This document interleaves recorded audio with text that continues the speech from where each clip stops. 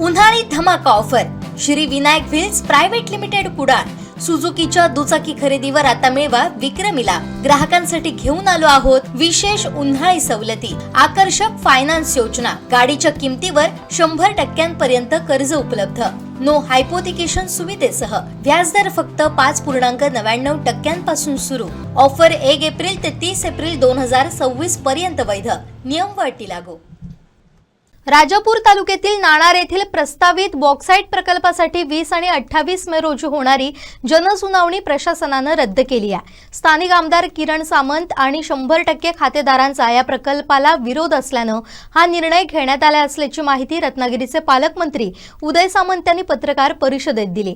यासोबतच आंबा बागायतदारांसाठी दरात वाढ आणि रत्नागिरीत सारथीचे विभागीय कार्यालय सुरू करण्याबाबतचे महत्त्वाचे निर्णयही जाहीर केले.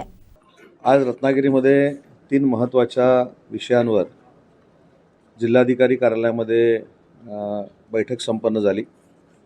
यातली पहिली बैठक ही नाणारमध्ये जो बॉक्साईट प्रकल्प त्याची सुनावणी 20 आणि 28 तारखेला होती, त्या संदर्भातली एक बैठक होती.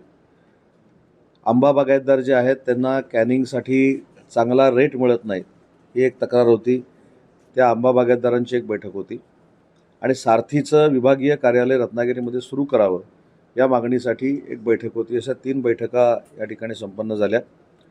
सुरुवातीचा जो नाणारचा विषय आहे या संदर्भामध्ये आपल्याला माहिती आहे की राजापूर लांजा मतदारसंघाचे स्थानिक आमदार किरण भैया सामंत यांनी सुरुवातीलाच सांगितलं होतं की लोकांची जी भूमिका आहे त्या बॉक्साईडच्या बाबतीमधली तीच माझी भूमिका आहे.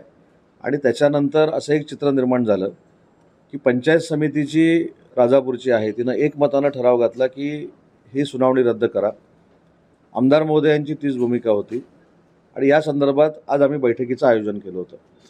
पण याच्या पार्श्वभूमीवर काल माझी जिल्हाधिकाऱ्यांची चर्चा झाली, विशेषतः मुख्यमंत्री महोदयांची चर्चा झाली.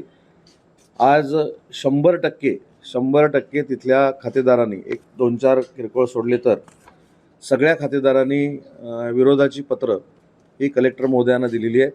आणि या पार्श्वभूमीवर 28 आणि 20ची जी जनसुनावणी होती ती रद्द करण्याचा निर्णय हा प्रशासनाने घेतलेला आहे. आणि तो निर्णय घेत असताना राजापूर लांजा मतदारसंघाचे आमदार देखील उपस्थित होते, तिथले सगळे शेतकरी देखील उपस्थित होते. आणि एक भूमिका आम्ही सातत्याने जी मांडतोय तीच भूमिका बैठकीमध्ये मांडण्यात आली की बाबा लोकांना विश्वासात घेऊन लोकांनी जर संमती दिली किंवा लोकांनी जर सांगितलं की तुम्हाला नाणारला बॉक्साईडचा प्रकल्प पाहिजे, नाणारला अजून काही रिफायनरी पाहिजे, नाणारला अजून कुठचा प्रोजेक्ट पाहिजे, तर हे सगळं ठीक आहे. परंतु 100% शेतकरी विरोधामध्ये असताना, 100% बागायतदार विरोधामध्ये असताना अशा पद्धतीचा कुठचाही केंद्र शासनानं प्रकल्प लादू नये अशा पद्धतीची शेतकऱ्यांची जी भूमिका होती त्याच्यामध्ये आम्ही सकारात्मक भूमिका घेतली. आणि 20 आणि 28च्या जनसुनावणीला आता स्थगिती देण्यात आलेली आहे. पावसाळ्यानंतर लोकांशी चर्चा करून, मुख्यमंत्री महोदयांशी चर्चा करून या संदर्भातले 100% विरोध जो आहे तो सांगून या सगळ्या गोष्टी पुढे केल्या जातील. परंतु तुर्तास 20 आणि 28 तारखेची जनसुनावणी ही रद्द करण्यात आलेली आहे. आंबा बागायतदारांच्या बाबतीमध्ये काल मला एक निवेदन आलं आणि आंबा बागायतदारांमध्ये गैरसमज होता की सोशल मीडियावर किंवा प्रिंट मीडियामधनं अशी एक बातमी येत होती की 5 रुपयानं रेट वाढला आंब्याचा. तर आंबा बागायतदार मला येऊन विचारायला लागले की हा आंब्याचा रेट आपण कधी वाढवला. तर म्हटलं मी वाढवलेला नाही, तो काही ज्या सोशल मीडियातनं बातम्या आल्यात त्यांच्याकडे तुम्ही जा.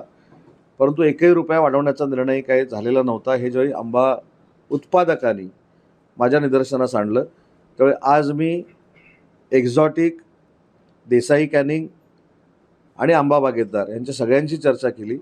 आणि जो काल 32 रुपये किलोमागे भाव होता तो एक्झॉटिकनं आज 50 रुपये करण्याचा निर्णय हा त्यांच्या कंपनीच्याद्वारे घेतलेला आहे. त्याच्यामध्ये त्यांनी जर काय पाठीपुढे केलं तर तसे मिनिट्स देखील आम्ही तयार केले. जिल्हाधिकारी त्या बैठकीला उपस्थित होते. आणि तिसरा महत्त्वाचा मुद्दा आहे की सारथीचं विभागीय कार्यालय हे रत्नागिरीमध्ये सुरू करण्यासाठी आम्ही तिथले जे MD आहेत महेश पाटील यांना सूचना केलेल्या आहेत. आणि त्यांनी स्वतः सांगितलं की हा प्रस्ताव आम्ही शासनाकडे सकारात्मक घेऊन जाऊ आणि सारथीच्या माध्यमातून ज्या मुलांना बेनिफिट्स मिळतात ते कार्यालय आम्ही रत्नागिरीमध्ये सुरू करू अशा पद्धतीची ग्वाही त्यांनी मला दिली. आणि त्याच्या पुढं जाऊन सारथीशी निगडीत असलेले जे विद्यार्थी आहेत त्यांना ऑनलाईन प्रशिक्षण सुरू करण्याच्या संदर्भातले देखील मी सूचना केलेल्या आहेत आणि त्याच्यामध्ये देखील आम्हाला यश येईल अशा पद्धतीच्या 3 महत्त्वाच्या बैठका या ठिकाणी झाल्या. रत्नागिरी नगरपालिकेच्या इमारतीची काल पुन्हा एकदा मी पाहणी केली. 2 दिवस जो पाऊस पडला त्याच्यामुळं काम विस्कळीत झालेलं आहे. जे आम्ही 4-5 दिवसामध्ये लोकार्पण करणार होतो ते 7-8 दिवस पुढे गेले, 8 दिवस पुढे गेलं आहे. पण एक कॉर्पोरेट बिल्डिंग महाराष्ट्राच्या पूर्ण नगरपालिकांमधली ब वर्ग ही पहिली इमारत आम्ही बांधायला म्हणजे पूर्ण केलेली आहे. दुसरा आज बैठकीमध्ये निर्णय करण्यात आला की जिथं आपण आता बसलेलो आहोत आणि याच्या समोरची जी इमारत आहे ह्या दोन्ही इमारत अजून डिसेंबर किंवा जानेवारीला रिक्त होणार आहेत. मग आज आम्ही धोरणात्मक निर्णय असा घेतला की जी विविध कार्यालय भाड्यानं जिल्ह्यामध्ये कुठेतरी असतील तर त्यांना जिल्ह्याच्या ठिकाणी एकत्र आणायचं. समोरची जी बिल्डिंग आहे या बिल्डिंगमध्ये अतिशय चांगल्या पद्धतीनं सेतू हा जो एक प्रकार आता आपण तिकडे केलेला आहे, जिथे फार मोठी गर्दी होते, बसायला देखील कुठं खुर्च्या मिळत नाहीत, कंजेस्टेड एरियामध्ये आहे, तर जुन्या इमारतीमध्ये सेतू चांगल्या पद्धतीनं करण्याचा देखील आपण निर्णय घेतला आहे. त्याच्यामुळे सगळी जिल्ह्याची कार्यालय एका ठिकाणी असावी यासाठी जी आपण ॲडमिनिस्ट्रेटिव्ह बिल्डिंग उभी केली त्याचं काम देखील डिसेंबरपर्यंत संपेल आणि ते देखील लोकांच्या सेवेला उपलब्ध राहील अशा पद्धतीचे निर्णय आज आम्ही घेतलेले आहेत.